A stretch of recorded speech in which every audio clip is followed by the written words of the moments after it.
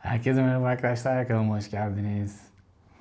Havaların ısınmasıyla beraber ben de böyle ilkbahar videosu çekmeye karar verdim. Her ne kadar biliyorsunuz ki ben kışlık veya soğuk hava parfümlerini daha çok sevsem de artık mecburen tabii havalar baya ısınmaya başladığı için yavaş yavaş ilkbaharlık parfümlere geçme zamanımız geldi.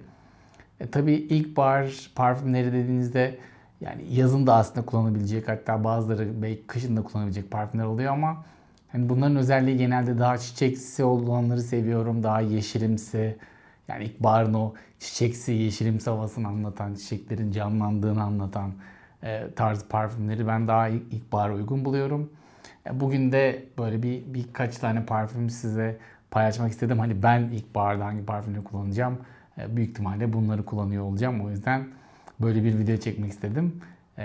Önümüzdeki ilkbahar günün hazırlık için umarım işimize yarar. Eğer hazırsanız videoya başlayalım. Şimdi ilk parfümümüz Maison Francis Kurkdjian'dan geliyor. Apom. Şimdi Apom daha öncesinde erkek ve kadın versiyonu olan bir parfümdü ama sonrasında ne oldu? Bu parfümü tek bir parfüm olarak çıkardı Maison Francis Kurkdjian. Tabii ki dolayısıyla böyle ne çok erkeksi ne çok kadınsı bir parfüm. Bir tık daha belki feminen tarafı daha yakın. Ama çok güzel, tatlı, böyle çiçeksi, işte içinde yılan yılan da var ama öyle çok böyle güneş kremi gibi kokmuyor. Çok güzel amberimsi, vanilyamsı bir alt notaları var. Hiçbir zaman çok böyle karanlık parfüm olmuyor. O çiçeksiliği, tatlılığı çok güzel. Mükemmel bir parfüm olmuş bence. Tam anlamıyla ilkbahara yakışacak. Performans da bence bayağı iyi. Hiç öyle az yayılan, az kalıcı bir parfüm değil. Bence çok başarılı olmuş o da. Yani ilkbaharda hani ilk aklıma gelecek parfümlerden birisi bu olacak. Çok güzel kokuyor gerçekten.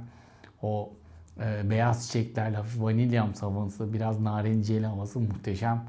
Denemenizi tavsiye ederim. Çok güzel bir parfüm eğer denemediyseniz. Çünkü çıktığında biraz hype olmuştu ama sonradan bununla ilgili çok ben konuşma duymadım. Çok başarılı bir parfüm. Maison Francis Kurkdjian'dan Apom. Sıradaki parfümümüz Amouage'dan geliyor. Beach Hut Man. Şimdi bu parfüm almadan önce ben biraz araştırdığımda şaşırmıştım. Çünkü hani üzerindeki resme baktığınızda böyle güneşli bir yerde sanki bir sahilin kenarında bir baraka gibi duruyor. Aslında ismine zaten Beach Hut Man, yani bir sahil parfümü gibi. O biraz yanıltıcı olmuş çünkü hani bu parfüm öyle yazın çok sıcak havalarda sıkılabilecek bir parfüm değil. Bayağı böyle yağmurlu bir havada sanki yine sahil kenarındasınız ama daha içerlerdesiniz de, yani daha böyle yeşilliklerin arasında bir kabin gibi bu daha çok. Baktığınızda çok mükemmel bir nane notası var. Hafif portakalla karışıyor. Odunsu aromatik bir parfüm oluyor. Çok güzel bir performans da var. Bence mükemmel bir parfüm. Tam anlamıyla böyle ilkbahara yakışacak. O yeşilliğini verecek ama biraz tabii narenciyeli de aynı zamanda muhteşem olmuş. Sadece ismi biraz yanıltıcı bunun. Hani Beach Hut Man diye bunu bir yazlık parfüm olarak düşünmeyin. Bence yaza ağır kaçabilecek çünkü performansı da çok iyi bir parfüm. Tabii ki çok böyle erkeksi, aşırı erkeksi parfüm değil. Bence unisex bir parfüm. Herkes kullanabilir. Muhteşem bir şeysi var. Amouage'dan Beach Hut Man. Sıradaki parfümümüz Renier'den geliyor. Delirious. Şimdi Renier'i çok seviyorum, biliyorsunuz. O markayı çok sevdiğim bir marka. Delirious da o markayla tanışmamı sağlayan parfüm aslında. Yani ilk aldığım Renier parfümü olabilir. Bu parfüm ya benim için tam anlamıyla ilkbaharı temsil ediyor ama şöyle bir ilkbaharı temsil ediyor. Böyle tropikal bir yerdesiniz. Orada sanki bir Amazon ormanındaki bir ilkbaharı temsil ediyor. Çünkü yeşil bir parfüm, tatlı. İşte içinde guava gibi meyveleri var. Daha böyle tropikal meyveleri var. İşte alt notlarda biraz daha tatlanıyor, odunsulaşıyor ama muhteşem bir parfüm. Yani bunu kokladığınızda bile sizi böyle tropik bir yerdeki bir işte ilkbahara götürüyor. Muhteşem bir havası var. İşte biraz çiçeksiliği de var. Yani bir ilk parfümde arayacağınız her şey var. Performans da çok iyi zaten. Extrait bir parfüm. Kalıcılığı da çok iyi. Yani ıslak da bir parfüm. Çok başarılı. Yani Renier'in en güzel kokularından bir tanesi ve tamamen ilkbahar için muhteşem olduğunu düşünüyorum. Yani ilkbahar, hatta sonbaharda bile sizi tropik bir ormandaki yeşil bir ilkbahara götürecek bir parfüm. Rainier'den Delirious. Sıradaki parfümümüz Maison Crivel'den geliyor. Tuberose Astral.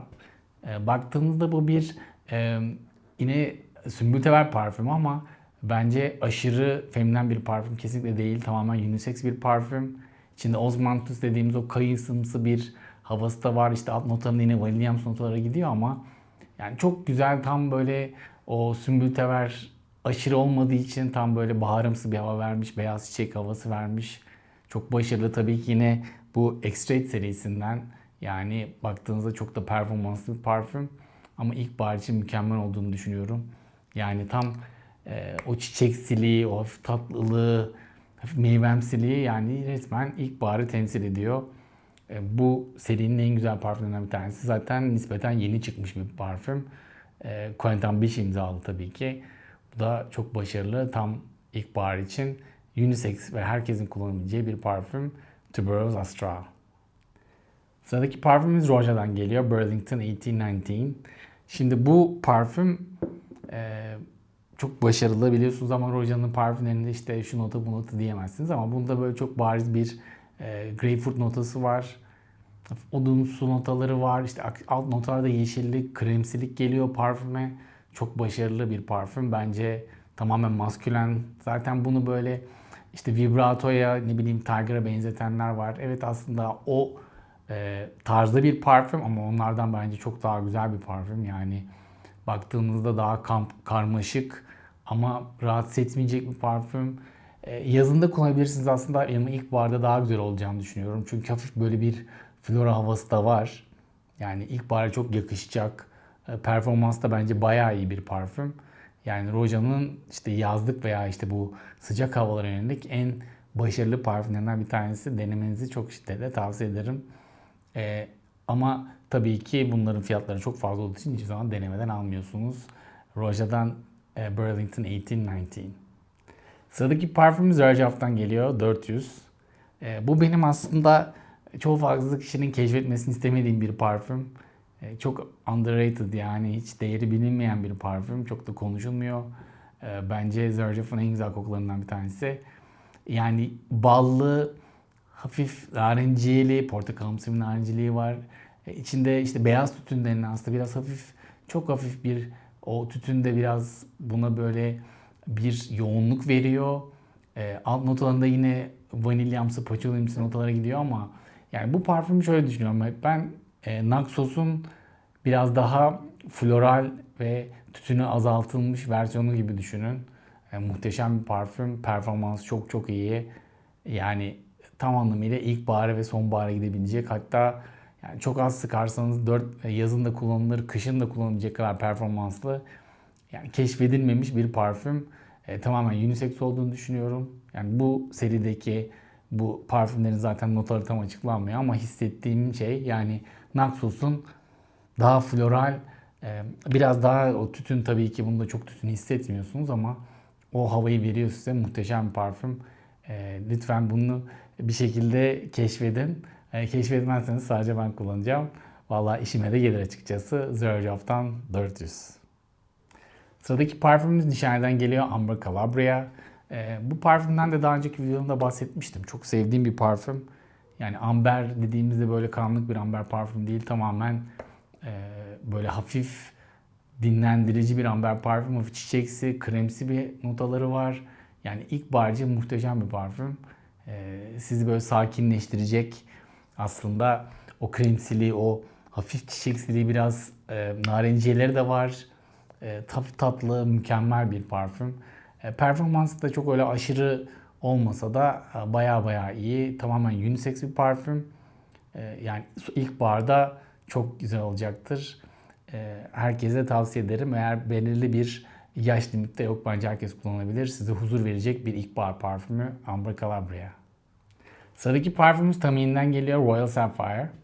Şimdi bu da aslında yine bir amber parfüm ama bu da yine öyle koyu bir amber parfüm değil. Bayağı narenciyeli bir amber parfüm. Hafif yeşilliği var. Sonradan böyle temiz sabunsu bir havaya da gidiyor. Maskülen bir parfüm. Performansı çok çok iyi. Yani çok klasik, çok elegant kokuyor ama o hafif çiçeksiliği de var. Çok başarılı. Yani ilkbahara çok yakıştırdığım bir parfüm. Baya baya da narenciyeli aslında baktığınızda ama o çiçeksiliği de çok güzel olmuş. Bu da çok konuşulmayan bir parfüm ama bence aşırı başarılı, çok performans da iyi, kalıcılığı çok yüksek. Ama maskülen bir parfüm. Ama ilkbaharda çok güzel olacaktır. Herkese tavsiye ediyorum. Tamine'den Royal Sapphire. Sıradaki parfümümüz Sospira'dan geliyor, Contralto. Yani bu parfüm benim yeni keşflerimden bir tanesi. Ya gerçekten bu parfüme aşık oldum. Çünkü aslında notalarından bağımsız, notalarına baktığınızda böyle çok değişik notalar var aslında içinde ama yani nasıl kokuyor derseniz eğer Byredo'nun Bal d'Afrique kokusunu kokladıysanız onun böyle performansı çok çok daha artmış, daha yoğunlaşmış versiyon olarak düşünün. Yani hafif kremsi, incirimsi, çiçeksi, tatlı, çok mükemmel bir parfüm. Resmen o Bal d'Afrique DNA'sını alıyorsunuz ama onu çok çok daha performanslı, yoğun versiyonu düşünün. O yüzden bunu böyle yazdan çok aslında ilkbahara daha çok yakıştırdım. Bal d'Afrique biraz daha yazlık geliyor ama daha hafif havadar bir parfüm. Bu daha aynı DNA'da daha tatlı, daha vanilyamsı ama o Bal d'Afrique'in DNA'sını da içeren müthiş bir parfüm. Yani bunu keşfettiğimi çok memnunum çünkü diğerinin performansı onu böyle ilkbaharda işte sonbaharda kullanmaya yetecek bir performansı yok. Ama bu tam anlamıyla sanki onun extrade versiyonu gibi extrade bir parfüm olmamasına rağmen çok başarılı Sospiro'dan Contralto. Sıradaki parfümümüz Gucci Guilty Elixir. Bu erkek versiyonu. Bu benim çok sevdiğim bir parfüm. Her ne kadar biraz Reflection Man'e benzesen ama orijinal aslında portakal, vanilyalı, işte amberli, içinde ambroxan da olan bir parfüm aslında ama hafif çiçeksiliği var. O Reflection Man DNA'sına benziyor ama tabii ki onunla birebir bir parfüm değil. Performansı çok çok iyi, çok başarılı, tatlı, çiçeksi, amberimsi, o ambroxan nedeniyle performansı da çok çok iyi. Çok başarılı bir designer parfüm olduğunu düşünüyorum. Özellikle ilkbahar ayları için mükemmel bir seçim. Gucci Guilty Elixir işte For Men diye geçiyor erkek versiyonu. Sıradaki parfümümüz Mancera'dan geliyor Pearl. Pearl'ü böyle bir incir parfüm olarak düşünebilirsiniz ama bu yeşil bir incir parfüm. O yeşilliği çok net hissediyorsunuz. Yani öyle tatlı, aşırı tatlı bir incir parfümü değil. Yeşil, daha soğuk bir incir parfümü. O yüzden ilkbahara bunu çok yakıştırıyorum. Hafif böyle gülümsü bir havası da var içerisinde ama öyle çok ağır bir parfüm değil. Tamamen unisex. O inciri de yani meyvemsiliği de alıyorsunuz ama performans da çok iyi. Bence yine çok konuşulmayan bir parfüm bu. Özellikle ilkbahar ve sonbahar gibi ayları çok iyi yakıştığını düşünüyorum. Kesinlikle bunun isminden dolayı feminen olduğunu düşünmeyin. Tamamen unisex bir parfüm. Mancera'dan Pearl. Sıradaki parfümümüz Jeroboam'dan geliyor Gozo. Biliyorsunuz Jeroboam parfümleri çok güçlü parfümler. Yani bu da aslında bir sümbül teber parfüm ama içinde böyle safran gibi notaları var, vanilya var, hafif odunsu notaları var. Yani baktığınızda evet hafif çiçeksiliği var ama aynı zamanda böyle güçlü, yoğun da bir parfüm. Bence hatta 4 mevsim kullanılabilecek bir parfüm. Ama özellikle ilkbahar aylarında tabii ki o sümbül tebeli hissediyorsunuz. O çiçeksiliği ve tatlılığı var. İçinde hafif amberimsi notaları da var yani ambroxanımsı. Tabii ki çok performanslı. Çünkü bu şişeler evet 30 mililitre ama bunun sanırım yüzlüğü de var. Ama tabii ki extrade ve çok performanslı parfümler oluyor. İlkbahara mükemmel yakıştığını düşünüyorum. Yine tamamen unisex bir parfüm. Belirli bir yaş sınırı olmayacak bir parfüm. Yani bu markayı özellikle çok tavsiye ediyorum. Markanın bütün parfümleri bence çok güzel ve performansları da çok iyi. Jeroboam'dan Gozo. Son parfümümüz de BDK'den geliyor. Gris Chanel X-Ray. Şimdi buraya aslında Gris Chanel'in normal versiyonu da olabilir. Ama X-Ray'ini biraz daha ben çok sevdiğim için bunu koymak istedim bu listeye. Yani Gris Chanel DNA'sını aldığınız o hafif irisli gibi çaylı havasını aldığınız ama bunda biraz daha tatlı ve kremsi bir parfüm. O öbürü kadar havadar değil. Aslında baktığımızda öbürü de ilkbahara gidebilecek bir parfüm ama bunun performansı daha iyi, bir tık daha yoğun yani daha serin akşamlarında özellikle ilkbaharın başlarında çok güzel olacak bir parfüm. Zaten kokusu inanılmaz. Yani o DNA alıyorsunuz hafif çaylı, o iris notası, bunda biraz vanilyamsı notalar daha baskın. Mükemmel bir parfüm. Yani performansı da, yani tabii ki öyle aman aman inanılmaz yayılan bir parfüm değil ama o öyle yayılmasını isteyeceğiniz bir parfüm de değil. Tam böyle yine huzur verici bir parfüm. Özellikle daha serin ilkbahar zamanları için mükemmel bir seçim olacaktır. BDK'den Gris Chanel X-Ray. Evet arkadaşlar, benim bu ilkbaharda ilk aklıma gelen parfümler bunlar oldu. Yani bunları daha çok kullanacağımı düşünüyorum. Ama tabii ilkbahar genelde baktığımızda böyle daha çiçekli parfümleri ben kullanmayı seviyorum ve daha doğru buluyorum. Çünkü hani ilkbaharda da işte o soğukların azaldığı, biraz daha doğanın yeşillenmeye başladığı bir hava olduğu için, bir mevsim olduğu için bu parfümler çok mantıklı. Yani çok güzel, oraya çok yakışıyor. Özellikle çiçeksi parfümlerden bence erkeklerin kaçmaması gerekiyor. Çok erkeklere yakışan parfümler oluyor. Yani bu listedeki parfümlerin neredeyse hepsinde bir çiçeksi notalar var. Çünkü çok başarılı oluyor. Özellikle ilkbahar, sonbahar gibi geçiş mevsimlerinde çok başarılı oluyor. Tabii ki bunun dışında çok fazla ilkbaharda kullanılacak parfüm var ama hani ben böyle bir oturup düşündüğümde ilk aklıma bunlar geldi. Umarım beğenmişsinizdir. Bir sonraki videoda tekrar görüşmek üzere.